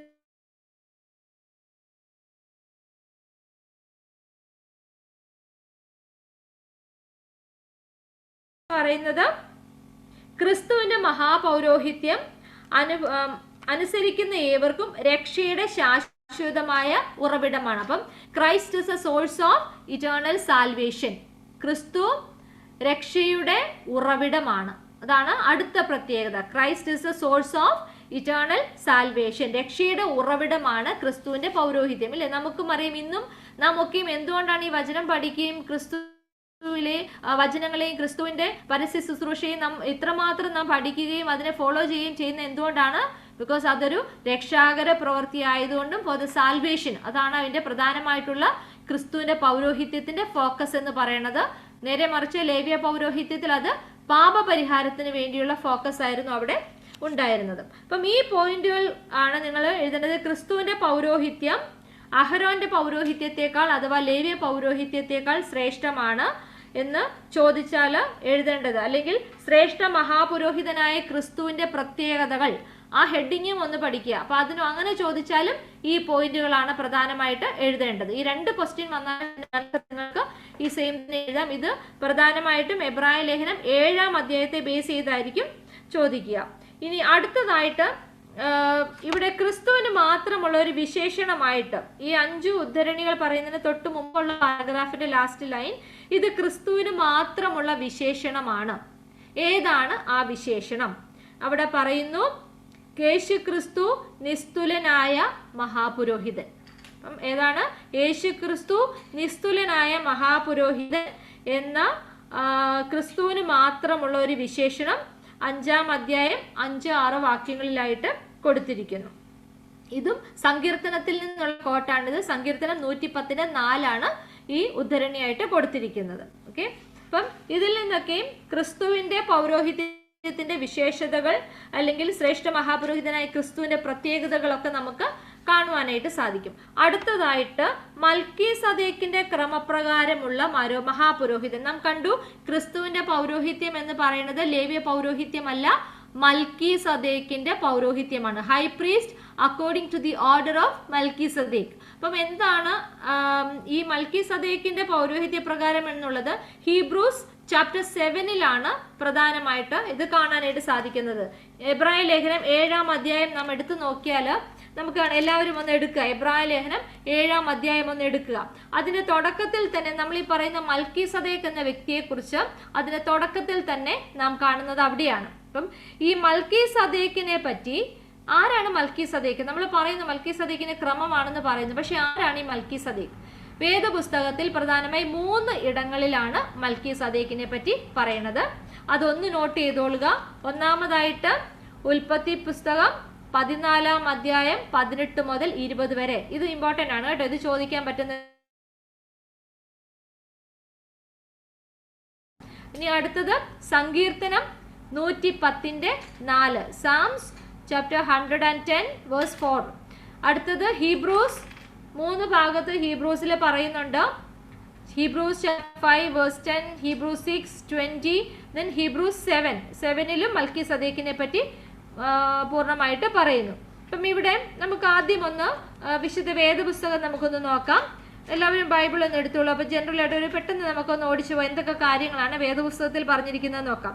അതിൽ 7-ാം അധ്യായം 1 മുതൽ 3 വരെയുള്ള ഭാഗത്ത് ഇൻട്രൊഡക്ഷൻ ആണ്. മൽക്കീസദേക്ക് ആരാണെന്നുള്ളതിന്റെ ഇൻട്രൊഡക്ഷൻ ആണ് അവിടെ കൊടുത്തിരിക്കുന്നത്. Who is Melchizedek? അപ്പം ഇവിടെ കാണിക്കുന്നത് മൽക്കീസദേക്കും അബ്രഹാമും തമ്മിലുള്ള ഒരു എൻകൗണ്ടർ ആണ് ഇവിടെ കാണിക്കുന്നത്. അതാണ് ഉൽപ്പത്തി പുസ്തകം 14-ാം അധ്യായത്തിൽ പറയുന്നത്. ഈ സെയിം കാര്യമാണ്. 14-ാം അധ്യായം 17 മുതൽ 20 വരെ ഈ അബ്രഹാമും മൽക്കീസദേക്കുമായിട്ടുള്ള ഒരു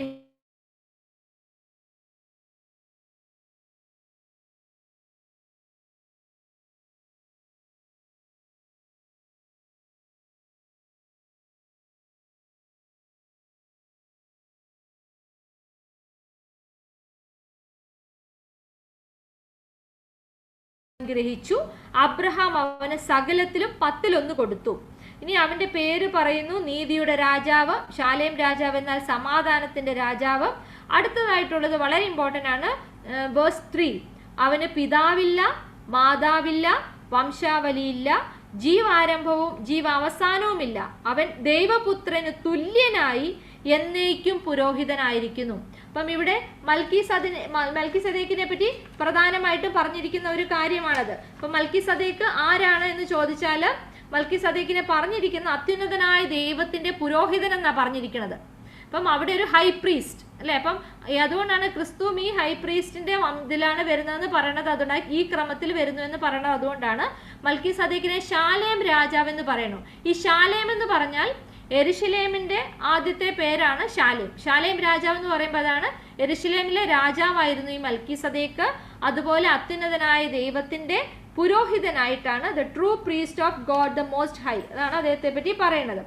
ഇനി ഇദ്ദേഹത്തെ പറ്റി താഴേക്ക് വരുമ്പോൾ നമുക്കറിയാം അബ്രഹാം ഇവിടെ എന്താ നൽകിയത്.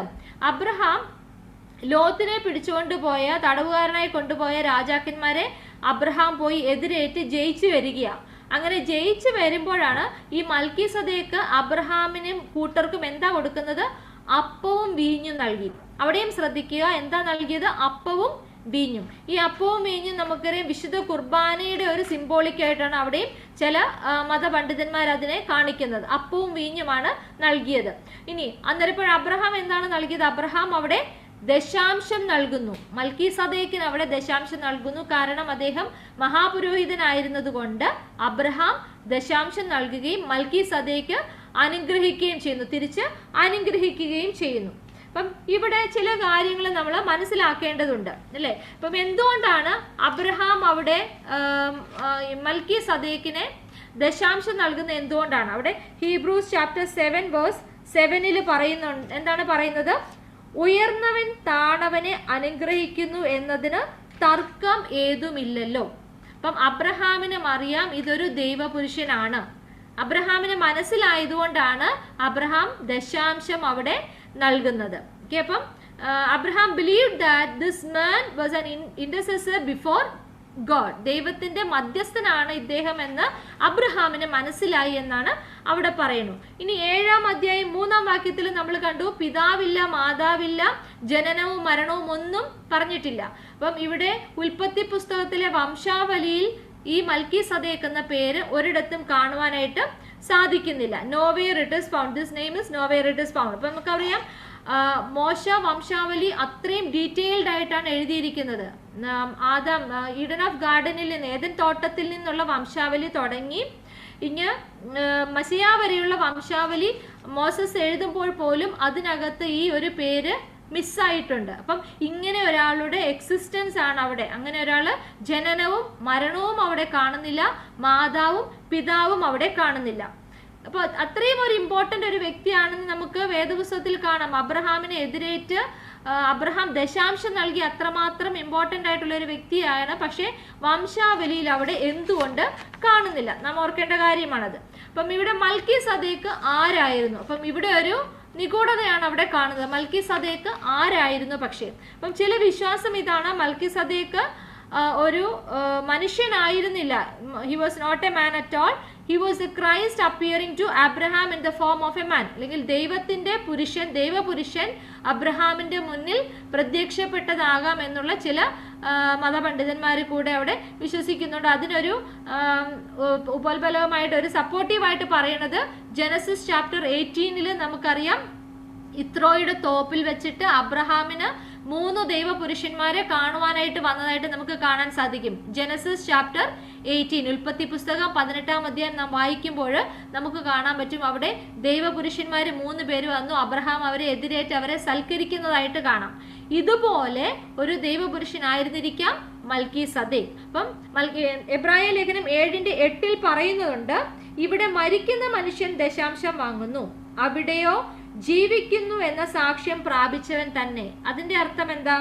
മരിക്കുന്ന മനുഷ്യൻ ദശാംശം വാങ്ങുന്നു എന്ന് പറഞ്ഞാൽ ലേവ്യ പൗരോഹിത്യത്തെ ഉദ്ദേശിക്കുന്നത്.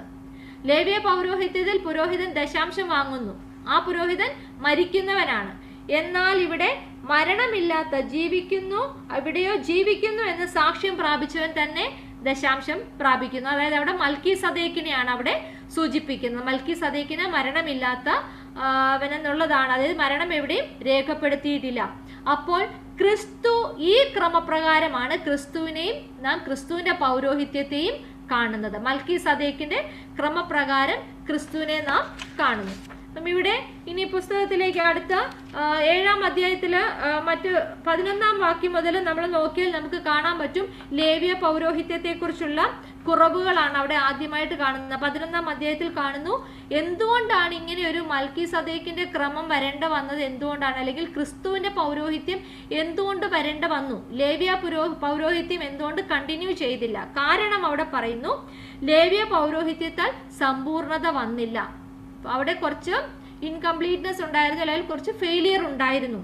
അതുകൊണ്ടാണ് അഹരോന്റെ ക്രമപ്രകാരം എന്ന് പറയാതെ മൽക്കീസദേക്കിന്റെ ക്രമപ്രകാരം വേറൊരു പുരോഹിതൻ വരുവാൻ ആവശ്യമായി വന്നത്. ക്രിസ്തു എന്ന മഹാപുരോഹിതൻ വരുന്നതിന്റെ ആവശ്യമാണ് അവിടെ സൂചിപ്പിക്കുന്നത്. അഹരോന്യ പൗരോഹിത്യത്തിന്റെ കുറവുകൾ നികത്തുവാനായിട്ടാണ് ക്രിസ്തു എന്ന ശ്രേഷ്ഠ മഹാപുരോഹിതൻ വന്നത് എന്നാണ് അവിടെ പറയുന്നത്. ഇനി നമുക്ക് പുസ്തകത്തിലേക്ക് നോക്കിയാൽ എബ്രായ ലേഖനം 7:13 നമുക്ക് കാണുവാൻ സാധിക്കുന്ന യേശുക്രിസ്തുവിന്റെ പൗരോഹിത്യം മൽക്കീസദേക്കിന്റെ ക്രമപ്രകാരം എന്ന് ഉറപ്പിക്കുന്നുണ്ട്. കാരണം ലേവ്യ പൗരോഹിത്യം സമ്പൂർണ്ണ പരാജയമായിരുന്നു. ഓക്കെ, ഹിയർ എബ്രായ ലേഖനം 7:13 എന്താണ് എക്സ്പ്ലെയിൻ ചെയ്യുന്നത്? Explains what is the need for another priesthood than Levi. അതുകൊണ്ടാണ് ക്രിസ്തുവിന്റെ പൗരോഹിത്യത്തിന്റെ നീഡാണ് അവിടെ പ്രധാനമായിട്ട് പറയുന്നത്. ഇനി ഇവിടെ കുറച്ച് വൺ വേർഡ് ക്വസ്റ്റ്യൻസ് ഈ മൽക്കീസദേക്കിന് റിലേറ്റഡ് ആയിട്ട് ഒന്ന് ശ്രദ്ധിച്ചോളൂ. 21-ാമത്തെ പേജിൽ ലാസ്റ്റത്തെ പാരഗ്രാഫിലുണ്ട്. ഇവിടെ മൽക്കീസദേക്കിനെ പറ്റി 3 സ്ഥലങ്ങളിൽ കാണുന്നു. അത് ഏതൊക്കെയെന്ന് നോട്ട് ചെയ്തോളുക. ഇനി അടുത്തതായിട്ട് നെക്സ്റ്റ് പേജിൽ നമുക്ക് വരുമ്പോൾ കാണാനായിട്ട് സാധിക്കും ഈ മൽക്കീസദേക്കിന്റെ മീനിങ്. പേജ് നമ്പർ 22 സെക്കൻഡ് പാരഗ്രാഫിൽ നമുക്ക് കാണാൻ സാധിക്കും മൽക്കീസദേക്ക് എന്ന അർത്ഥത്തിന്റെ മൽക്കീസദേക്ക് എന്ന പേരിന്റെ മീനിങ് നീതിമാനായ രാജാവ് എന്നാണ്. അഥവാ ശാലേമിന്റെ സമാധാനത്തിന്റെ രാജാവ് മൽക്കീസദേക്കാണ്. യെരുശലേമിന്റെ ആദ്യ നാമം ശാലേം. അതെല്ലാം വൺ വേർഡ് ക്വസ്റ്റ്യൻ അവിടെ ചോദിക്കാം കേട്ടോ. യെരുശലേമിന്റെ അർത്ഥം സമാധാന നഗരം. ജനിച്ചതായോ മരിച്ചതായോ വേദപുസ്തകത്തിൽ രേഖപ്പെടുത്തിയിട്ടില്ലാത്ത വ്യക്തി മൽക്കീസദേക്ക്. ഇത്രയും കാര്യങ്ങൾ ആ ഒരു ഫസ്റ്റ് പാരഗ്രാഫിൽ നമുക്ക് കാണുവാനായിട്ട് സാധിക്കും. ഇനി അടുത്തതായിട്ട് നമുക്ക് പഠിക്കുവാനുള്ളത് മൽക്കീസദേക്കിന്റെ പൗരോഹിത്യം അഹരോന്യ പൗരോഹിത്യം അല്ലെങ്കിൽ ലേവ്യ പൗരോഹിത്യത്തിൽ നിന്നും വിഭിന്നമാണ്.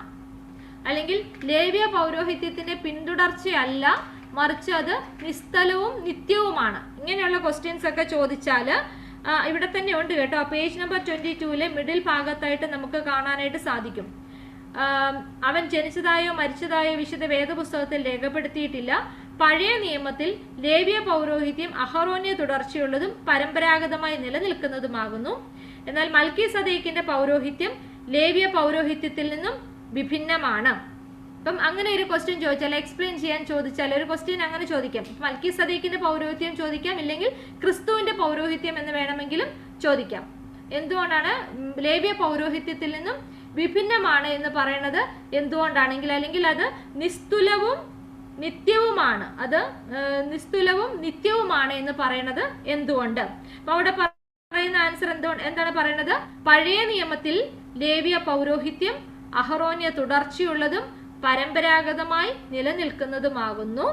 And it is under the law of Moses. മോശയുടെ ന്യായപ്രമാണ പ്രകാരമുള്ളതായിരുന്നു. എന്നാൽ മൽക്കീസദേക്കിന്റെ ജനനമോ മരണമോ രേഖപ്പെടുത്തിയിട്ടില്ല, ഗോത്രവും കണക്കാക്കപ്പെട്ടിട്ടില്ല. ഏതാ ചാപ്റ്റർ 7:13 എബ്രായ ലേഖനം 7-ാം അധ്യായം 13-ാം വാക്യം. ഇനി അടുത്ത രണ്ടാമത്തെ പോയിന്റ് ആയിട്ട് നിങ്ങൾക്ക് എഴുതാൻ പറ്റുന്നത് മൽക്കീസദേക്കിന്റെ അഥവാ ക്രിസ്തുവിന്റെ പൗരോഹിത്യം നിത്യമാണ്. Based on Hebrews chapter 7:23-24. അതൊരു പിന്തുടർച്ചയല്ല, വംശപാരമ്പര്യത്തിലുള്ളതല്ല. ക്രിസ്തു പഴയ നിയമപ്രകാരമുള്ള പുരോഹിത വംശമല്ല. അതായത് യഹൂദ ഗോത്രം അല്ലെങ്കിൽ ലേവ്യ ഗോത്രത്തിൽ നിന്നുള്ള പിന്തുടർച്ചയല്ല ക്രിസ്തുവിന്റെ ക്രമം എന്ന് പറയുന്നത്. അപ്പം ലേവ്യ പൗരോഹിത്യം അഥവാ അഹരോന്യ പൗരോഹിത്യം താൽക്കാലികമാണ്, കാരണം അത് മരണം വരെ മാത്രമാണ്. എന്നാൽ മൽക്കീസദേക്കിന്റെ അഥവാ ക്രിസ്തുവിന്റെ ക്രമം എന്ന് പറയുന്നത് എന്നേക്കും വിട്ടുമാറാത്ത പൗരോഹിത്യം. മരണം മൂലവും ഈ പൗരോഹിത്യം നീങ്ങിപ്പോകുന്നില്ല. Based on Hebrews chapter 7:24. അപ്പൊ ഈ 7-ാം അധ്യായം നിങ്ങൾ ശരിക്കിരുന്നൊന്ന് വായിച്ച് പഠിക്കണം. അതിന്റെ ഓരോ വാക്യങ്ങളും നമ്മൾ നോക്കുമ്പോഴാണ് ശരിക്കും ഈ പൗരോഹിത്യത്തെ കുറിച്ചുള്ള എല്ലാ കാര്യങ്ങളും നമുക്ക് മനസ്സിലാക്കാനായിട്ട് സാധിക്കുന്നത്. ഇനി അടുത്തതായിട്ട് അവിടെ നമുക്ക് വളരെ പരിചിതമായ ഒരു ഗാനമാണ് അവിടെ പറയുന്നത്. പേജ് നമ്പർ 22 ആദ്യാചാര്യത്വം കൈക്കൊണ്ട് അഹറോൻ മോശയോടൊന്നിച്ച്. ആ പാട്ട് നമ്മൾക്ക് കേൾക്കുമ്പോൾ ഇവിടെ നമുക്ക് ഡൗട്ട് തോന്നാം അല്ലേ? ആദ്യ ആചാര്യത്വം ആരാ കൈക്കൊണ്ടത്? അഹറോൻ ആണ് കൈക്കൊണ്ടത്, മോശയ്ക്ക് കൊടുത്തു. പിന്നെ ലാസ്റ്റ് എവിടെ വരെ എത്തി? യോഹന്നാനിലെത്തി. യോഹന്നാൻ കർത്താവിന് കൊടുത്തു ഇല്ലേ? ആ പാട്ട് എല്ലാവർക്കും അറിയാമല്ലോ. അപ്പൊ ഇതൊരു ക്വസ്റ്റ്യൻ ആയിട്ട് ചോദിക്കാം, എന്താണ് ഇതിന്റെ ആശയം? അപ്പൊ ഇവിടെ എബ്രായ ലേഖനകർത്താവ് പറയുന്ന ആശയത്തിൽ നിന്ന്, അതായത് ക്രിസ്തുവിന്റെ പൗരോഹിത്യം ഈ ലേവ്യ പൗരോഹിത്യത്തിന് പിന്തുടർച്ച അല്ല എന്നാണ് എബ്രായ ലേഖനകർത്താവ് പറയുന്നത്. എന്നാൽ ഈ പാട്ട് കേൾക്കുമ്പോൾ നമുക്ക് തോന്നും അത് ആ പിന്തുടർച്ചയായിട്ട് വരുന്നു എന്ന് തോന്നും. അപ്പം ഈ പാട്ട് വ്യക്തമാക്കുന്ന അല്ലെങ്കിൽ അതിന്റെ ആശയം വ്യക്തമാക്കുക എന്ന് ചോദിച്ചാൽ അവിടെ പുസ്തകത്തിൽ തന്നെ പറയുന്നുണ്ട്. എന്താണ് അവിടെ പറയുന്നത്? ഗീതം നൽകുന്ന ആശയം എന്താണെന്ന് അവിടെ പറയുന്നുണ്ട്. ആശയം എന്താണ്? ദൈവം അഹറോനും മോശയ്ക്കും കൊടുത്ത പൗരോഹിത്യ നൽവരം യോഹന്നാൻ വരെ എത്തിയപ്പോൾ യോഹന്നാൻ അത് യേശുവിനെ തിരിച്ചേൽപ്പിച്ചു എന്നും ക്രിസ്തു എന്ന നിത്യപുരോഹിതൻ തന്റെ നിത്യ പൗരോഹിത്യം അപ്പോസ്തലന്മാരിലൂടെ ലോകത്തിൽ പ്രകടമാക്കുന്നു എന്നാണ് അവിടെ പറയുന്നത്. അതിന്റെ അർത്ഥം അതാണ്. വംശാവലിയിൽ പെടാത്തവനായ ക്രിസ്തു, അതാണ് അതിന്റെ അർത്ഥം. വംശാവലിയിൽ പെടുന്നില്ല. അപ്പം ആ പാട്ടിന്റെ അനുസരിച്ച് അത് വംശാവലിയാണ് വരുന്നത്.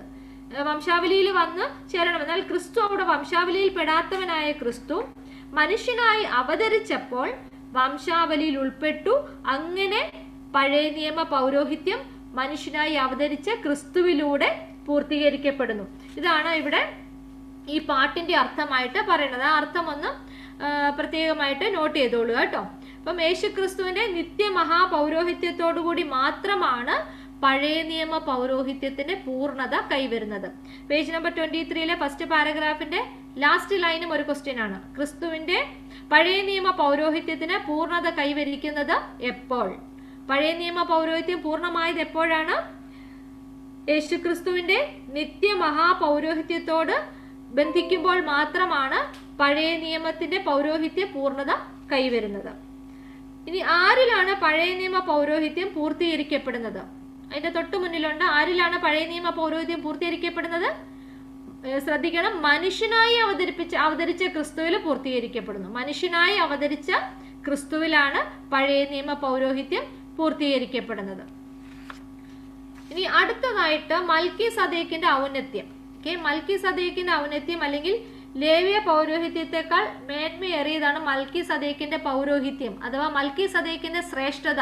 മൽക്കീസദേക്കിന്റെ ഔന്നത്യത്തെ കുറിച്ചൊക്കെ എക്സ്പ്ലെയിൻ ചെയ്യുക എന്ന് ചോദിച്ചാൽ ഞാനൊരു 2-3 പോയിന്റുകൾ പറയാം. ഇതേ ആദ്യത്തെ പാരഗ്രാഫിലുള്ള കാര്യങ്ങൾ തന്നെയാണ്. ലേവ്യ പൗരോഹിത്യത്തെക്കാൾ മേന്മയേറിയതാണ് മൽക്കീസദേക്കിന്റെ പൗരോഹിത്യം. അപ്പം ഇതെങ്ങനെയാണ് നമുക്ക് എക്സ്പ്ലെയിൻ ചെയ്യാൻ പറ്റുന്നത്? എബ്രായ ലേഖനം 7-ാം അധ്യായത്തെ ബേസ്ഡ് ആയിട്ട് എക്സ്പ്ലെയിൻ ചെയ്യാനായിട്ട് ചോദിക്കാം. ഒരു നല്ല ക്വസ്റ്റ്യൻ ആണ്. മൽക്കീസദേക്കിന്റെ ശ്രേഷ്ഠത അല്ലെങ്കിൽ മൽക്കീസദേക്കിന്റെ ഔന്നത്യം ഇല്ലെങ്കിൽ മൽക്കീസദേക്കിന്റെ പൗരോഹിത്യം ലേവ്യ പൗരോഹിത്യത്തെക്കാൾ ശ്രേഷ്ഠതയേറിയതാണ് വ്യക്തമാക്കുക. എബ്രായ ലേഖനം 7-ാം അധ്യായം ബേസ്ഡ് ആയിട്ട് വ്യക്തമാക്കുക എന്ന് പറഞ്ഞാൽ നമുക്ക് ആദ്യമായിട്ട് നമുക്ക് നോക്കാം. എബ്രായ ലേഖനം 7-ാം അധ്യായം 4 മുതൽ 10 വരെയുള്ള വാക്യങ്ങൾ. അപ്പൊ അവിടെ പറയുന്നത് എന്താണ്? അവിടെ അബ്രഹാം ദശാംശം നൽകുന്നു. അപ്പം അബ്രഹാം എന്തുകൊണ്ടാണ് മൽക്കീസദേക്കിന് ദശാംശം നൽകുന്നത്? എപ്പോഴും ദശാംശം നൽകുന്നത് ശ്രേഷ്ഠമായ ആൾക്കാർക്ക് നമ്മൾ പുരോഹിതനാണ് നമ്മൾ ദശാംശം നൽകുന്നത്. പുരോഹിതന് താഴെയുള്ളയാൾ പുരോഹിതന് ദശാംശം നൽകുന്നു. അപ്പോൾ അബ്രഹാമിനറിയാം അബ്രഹാമിനെക്കാട്ടിലും ഹയർ ആയിട്ടുള്ള സുപ്പീരിയർ ആയിട്ടുള്ള ഒരാളാണ് എന്നുള്ള ബോധ്യം ഉണ്ടായതുകൊണ്ടാണ് അബ്രഹാം അവിടെ ദശാംശം നൽകുന്നത്. അതോടൊപ്പം തന്നെ വേദപുസ്തകത്തിൽ പറയുന്നുണ്ട്, എബ്രായ ലേഖനം 7-ാം അധ്യായത്തിൽ നമുക്ക് കാണാൻ സാധിക്കും, അപ്പോൾ അഹറോൻ ജനിച്ചിട്ടില്ല. അഹറോന്റെ പൗരോഹിത്യം അവിടെ സ്റ്റാർട്ട് ചെയ്തിട്ടില്ല. അഹറോൻ എവിടെയായിരുന്നു? അഹറോൻ അബ്രഹാമിന്റെ കടിപ്രദേശത്തായിരുന്നു എന്നാണ് പറയുന്നത്. ഈ Aaron was in the loin of Abraham എന്നാ പറയുന്നത്. അപ്പൊ അവിടെ ആരോൺ അവിടെ ജനിച്ചിട്ടില്ല, അല്ലെങ്കിൽ അഹറോന്റെ പൗരോഹിത്യം അവിടെ സ്റ്റാർട്ട് ചെയ്തിട്ടില്ല. എങ്കിൽ പോലും അവിടെ അബ്രഹാം അവിടെ ദശാംശം നൽകുന്നു. അപ്പൊ ഉള്ളിൽ ആരുണ്ട്? ആരോനുണ്ട്. അഹറോന്റെ പൗരോഹിത്യം ഉള്ളിലുണ്ട്. അഹറോന്റെ പൗരോഹിത്യം മൽക്കീസദേക്കിന്റെ പൗരോഹിത്യത്തിന് ദശാംശം നൽകുന്നതായിട്ട് അവിടെ മതപണ്ഡിതന്മാരെ കാണിക്കുന്നു.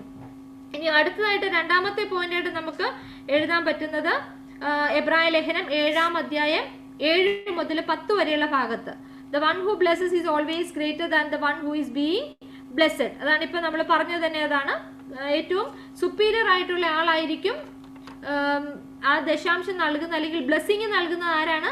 ഏറ്റവും സുപ്പീരിയർ ആയിട്ടുള്ള ആളായിരിക്കും ബ്ലെസ്സിങ് നൽകുന്നത്. അപ്പോൾ ഇവിടെ മൽക്കിസദേക്ക് അബ്രഹാമിനെ അനുഗ്രഹിക്കുന്നു. അപ്പോൾ അവിടെ മൽക്കിസദേക്ക് ശ്രേഷ്ഠനാണെന്ന് നമുക്ക് കാണുവാനായിട്ട് സാധിക്കും. അടുത്തതായിട്ട് ഹീബ്രൂസ് ചാപ്റ്റർ 7 വേഴ്സ് 11 എന്താ പറയണത്? Priesthood of Aaron was effective ആയിരുന്നുവെങ്കിൽ ഇവിടെ രണ്ടാമതൊരു പൗരോഹിത്യത്തിന് ആവശ്യം ഉണ്ടാകുമായിരുന്നില്ല. അപ്പം അഹറോന്യ പൗരോഹിത്യം അവിടെ പരാജയമായിരുന്നു. അതുകൊണ്ടാണ് വീണ്ടും ഒരു ഡിഫറെന്റ് ഓർഡറിലേക്ക്, മൽക്കിസദേക്കിന്റെ ക്രമപ്രകാരമുള്ള ഓർഡറിലേക്ക് ഒരു പൗരോഹിത്യത്തിന്റെ ആവശ്യം വന്നു ചേർന്നത്. ഇനി അടുത്തതായിട്ട് നോക്കിയാൽ വംശപാരമ്പര്യം അല്ലെ, അത് എബ്രായ ലേഖനം 7-ാം അധ്യായം 23 മുതൽ 25 വരെയുള്ള വാക്യങ്ങളിൽ നമുക്ക് കാണാൻ സാധിക്കും. ആരോണിക് പ്രീസ്റ്റ്ഹുഡ്, അഹ്റോനിക് പ്രീസ്റ്റ്ഹുഡ് എന്ന് പറഞ്ഞാൽ ആൻസസ്ട്രി അനുസരിച്ചുള്ളതായിരുന്നു. എന്നാൽ മൽക്കിസദേക്കിന് അങ്ങനെ ഒരു വംശപാരമ്പര്യമോ ജനനമോ മരണമോ രേഖപ്പെടുത്തിയിട്ടില്ല. അപ്പോൾ അതെങ്ങനെയുള്ളതാ? അത് മരണമില്ലാത്തതും നിത്യവുമായ ഒരു പ്രീസ്റ്റ്ഹുഡാണ് മൽക്കിസദേക്കിൻ്റെത്. അതും മൽക്കിസദേക്കിന്റെ ശ്രേഷ്ഠതയാണ്, അല്ലെങ്കിൽ ഉയർന്ന പൊസിഷനാണ് അവിടെ കാണാനായിട്ട് സാധിക്കുന്നത്. മരണം രേഖപ്പെടുത്തിയിട്ടില്ല. എന്നാൽ അഹരോന്യ പ്രീസ്റ്റ്ഹുഡ് മരണത്തോടുകൂടി അവസാനിക്കുന്നതായിട്ടും കാണാനായിട്ട് സാധിക്കും. ഇനി ഏറ്റവും പ്രധാനമായിട്ടുള്ള ഒരു പോയിന്റ് ആണ് മൽക്കിസദേക്കിന്റെ ക്രമം അല്ലെങ്കിൽ ക്രിസ്തുവിന്റെ പ്രീസ്റ്റ്ഹുഡിന്റെ പ്രത്യേകത എന്താണ്? ഇവിടെ ഒരു സിംഗിൾ സാക്രിഫൈസേ ആവശ്യമായി വന്നുള്ളൂ. പാപപരിഹാരത്തിനായിട്ട് ഒരു ക്രൂശ് മരണവും അതിൽ നിന്നുള്ള രക്ഷാകരമായ ദൗത്യവുമാണ് മൽക്കിസദേക്കിന്റെ ക്രമത്തിലുള്ളത്, അതായത് ക്രിസ്തുവിന്റെ ക്രമത്തിലുള്ളത്. എന്നാൽ ലേവ്യ പുരോഹിത വർഗത്തിൽ എങ്ങനെയാണ്? റിപ്പീറ്റഡ് ആയിട്ട് അവർ സാക്രിഫൈസസ്, പാപപരിഹാര പ്രായശ്ചിത്ത ബലികൾ റിപ്പീറ്റഡ് ആയിട്ട് ചെയ്യേണ്ടി വന്നു. ഇങ്ങനെ ഈ പോയിന്റുകൾ, ഈ 5 പോയിന്റുകൾ നിങ്ങൾക്ക് അവിടെ എഴുതാനായിട്ട് സാധിക്കും. അപ്പോൾ ആദ്യത്തെ ഒരു പാരഗ്രാഫും കൂടി ഒന്ന് വായിച്ചു നോക്കുക. ഇപ്പം ഇവിടെ വളരെ സിമ്പിൾ ആയിട്ടുള്ള വേഴ്സിൽ തന്നെയാണ് ഇവിടെ എഴുതിയിരിക്കുന്നത്. ഒന്ന് വായിച്ചു നോക്കുമ്പോൾ നിങ്ങൾക്കത് മനസ്സിലാവും. അപ്പം ഇനി അതാണ് മൽക്കിസദേക്കിന്റെ ഔന്നത്യം എന്ന് പറയുന്നത്. ക്രിസ്തു മൽക്കിസദേക്കിന്റെ ക്രമപ്രകാരം മഹാപുരോഹിതനാകിയാൽ മരണം മൂലം ആ പൗരോഹിത്യം നീങ്ങിപ്പോകുന്നില്ല. വളരെയായിട്ട് നമ്മൾ ഓർക്കേണ്ട കാര്യമാണ്. മരണത്താൽ നീങ്ങിപ്പോകാത്ത പൗരോഹിത്യമാണ് ക്രിസ്തുവിൻ്റെത് അല്ലെങ്കിൽ മൽക്കിസദേക്കിന്റെ ക്രമം. എന്നാൽ ലേവ്യ പൗരോഹിത്യം മരണത്താൽ അത് അവസാനിക്കുന്നു എന്നാണ് എബ്രായ ലേഖനകർത്താവ് നമ്മെ കാണിക്കുന്നത്. ഇനി അടുത്തതായിട്ട് ലാസ്റ്റ് പാരഗ്രാഫായിട്ട് വരുന്നത് ക്രിസ്തു സർവഗുണ സമ്പന്നനായ മഹാപുരോഹിതൻ. ക്രിസ്തു സർവഗുണ സമ്പന്നനായ മഹാപുരോഹിതൻ എന്നാണ് പറയുന്നത്. അവിടെ കുറച്ച് പ്രധാനമായിട്ട് ക്രിസ്തുവിന്റെ ചില ക്വാളിറ്റീസിനെ പറ്റിയാണ് അവിടെ മെൻഷൻ ചെയ്യുന്നത്. ഒന്നാമത്തെ പോയിന്റ്, ക്രിസ്തു നിത്യൻ, നിസ്തുലൻ, രക്ഷിക്കുവാൻ ശക്തനുമായ മഹാപുരോഹിതൻ. രണ്ടാമത്തെ പോയിന്റ്, നിർമ്മലൻ, നിർദോഷൻ, നിഷ്കളങ്കൻ എന്നീ 3 വിശേഷണങ്ങളും കൂടെ ഇവിടെ നൽകുന്നു. അപ്പം ഇവിടെ പേജ് നമ്പർ 7 നമ്മൾ വേറെ കുറച്ച് വിശേഷണങ്ങളും കൂടി പറയുന്നുണ്ട്. അത് ഇതുമായിട്ട് കൺഫ്യൂസ്ഡ് ആവരുത്. ഇൻട്രൊഡക്ഷനിൽ നമ്മൾ പേജ് നമ്പർ 7 നമ്മൾ കണ്ടിരുന്നു. എന്താണ് പേജ് നമ്പർ 7 പറയുന്നത്? എന്താണ് ക്രിസ്തുവിന് കൊടുക്കുന്ന വിശേഷണങ്ങൾ? അപ്പോസ്തോലൻ, മഹാപുരോഹിതൻ, പുതിയ നിയമ മധ്യസ്ഥൻ, വിശ്വാസ നായകൻ, ഇങ്ങനെ കുറെ വിശേഷണങ്ങൾ. ഇവിടെ എന്താണ്? ഇവിടെ പറയണത് ക്രിസ്തുവിന്റെ ഗുണങ്ങളെ പറ്റിയാണ് പറയണത്, ക്വാളിറ്റീസിനെ പറ്റിയാണ് പറയണത്. അപ്പൊ അത് തമ്മിൽ വ്യത്യാസം ഒന്ന് നോക്കി പഠിക്കുക കേട്ടോ. ഇവിടെ പറയുന്ന ഗുണങ്ങൾ എന്ന് പറയുന്നത് സർവഗുണ സമ്പന്നനായ മഹാപുരോഹിതൻ എന്ന് ക്രിസ്തുവിനെ പറഞ്ഞിരിക്കുന്നത് 7-ാം അധ്യായം 26 മുതൽ 28 വരെയുള്ള വാക്യങ്ങളിലാണ് ക്രിസ്തുവിന് കൊടുത്തിരിക്കുന്ന ചില വിശേഷണങ്ങൾ, ചില ടൈറ്റിൽസ് ആണ് പറയുന്നത്. നിത്യൻ, നിസ്തുലൻ, രക്ഷിക്കുവാൻ ശക്തനായ മഹാപുരോഹിതൻ, നിർമ്മലൻ, നിർദോഷൻ, നിഷ്കളങ്കൻ എന്നീ 3 വിശേഷണങ്ങളും കൂടിയാണ് ക്രിസ്തുവിന് കൊടുത്തിരിക്കുന്നത്. ഇനി ആ പാരഗ്രാഫിൽ ഏറ്റവും ലാസ്റ്റ് ആ പേജിൽ നോക്കിക്കേ, പാപപരിഹാരത്തിനുള്ള ഏക ബലി ആയിട്ട് എബ്രായ ലേഖൻ കാണുന്നത് ആരെയാണ്? ക്രിസ്തുവിനെ. പാപപരിഹാരത്തിനുള്ള ഏക ബലിയായിട്ട്, ഒരിക്കൽ മാത്രമായിട്ടുള്ള ബലിയായിട്ട് ക്രിസ്തുവിനെ അവിടെ കാണുന്നു. ഇനി അടുത്ത ഇവിടെ പറയുന്നുണ്ട്, നമ്മളിത് ഓൾറെഡി ഡിസ്കസ് ചെയ്തതാണ് ഈ നെക്സ്റ്റ് പാരഗ്രാഫിലുള്ളത്. ലേവ്യ പൗരോഹിത്യത്തെക്കാൾ മേന്മയേറിയതാണ് ക്രിസ്തുവിന്റെ പൗരോഹിത്യവും ക്രിസ്തുവിന്റെ ബലിയും എന്ന് പറയുന്നതിന്റെ കാരണം. ഇങ്ങനെയായിരിക്കും ക്വസ്റ്റ്യൻ വരിക. ഇതാണ് നമ്മളിപ്പോൾ ഓൾറെഡി ഡിസ്കസ് ചെയ്യുന്നത്. അപ്പൊ അവിടെ പറയുന്നു, ഒന്നും കൂടി റിപ്പീറ്റ് ആയിട്ട് പറയുന്നു എന്ന് മാത്രം. ലേവ്യ പുരോഹിതൻ സ്വന്തം പാപങ്ങൾക്ക് വേണ്ടി ബലി അർപ്പിക്കും, അതിനുശേഷം ജനങ്ങൾക്ക് വേണ്ടി അർപ്പിക്കുമായിരുന്നു. എന്നാൽ ക്രിസ്തുവിന് അതിന്റെ ആവശ്യമില്ല. ക്രിസ്തുവിന് സ്വയം പാപമില്ലാത്തതുകൊണ്ട് സ്വയം പാപപരിഹാരത്തിനായിട്ടുള്ള ബലി ആവശ്യമില്ല. ക്രിസ്തുവിന്റെ ബലി എപ്രകാരമുള്ളതായിരുന്നു? ക്രിസ്തുവിന്റെ പൗരോഹിത്യം അത് രക്ഷാകരമായ പൗരോഹിത്യമാണ്, നമ്മുടെ സാൽവേഷന് വേണ്ടിയിട്ടുള്ള പൗരോഹിത്യമാണ്. അല്ലാതെ പാപപരിഹാരത്തിനായിട്ടുള്ള പൗരോഹിത്യമല്ല ക്രിസ്തുവിൻ്റെത്. ഇങ്ങനെ ഒരേ സമയം ബലി അർപ്പിക്കുന്ന മഹാപുരോഹിതനും ബലിവസ്തുവുമായി ക്രിസ്തു നമ്മുടെ മുമ്പാകെ നിൽക്കുന്നു. ഇതാണ് പ്രധാനമായിട്ടും ഈ ഒരു അധ്യായത്തിൽ പ്രധാനമായിട്ട് കാണാനായിട്ട് സാധിക്കുന്നത്. അപ്പം കുറച്ചൊരു കൂടുതൽ കാര്യങ്ങൾ പഠിക്കുവാനുണ്ട്. റിപ്പീറ്റ് ആയിട്ട് വായിക്കുക, വേദപുസ്തകം വായിക്കുക, എക്സോഡസും ജെനസിസും ആ പറഞ്ഞ പോയിന്റുകളും കൂടെ ഒക്കെ ഒന്ന് കണക്ട് ചെയ്ത് ഒന്നിരുന്ന് വായിച്ച് പഠിക്കുക. എന്തെങ്കിലും ഡൗട്ടുകളോ ക്ലാരിഫിക്കേഷൻ ഉണ്ടോ? 6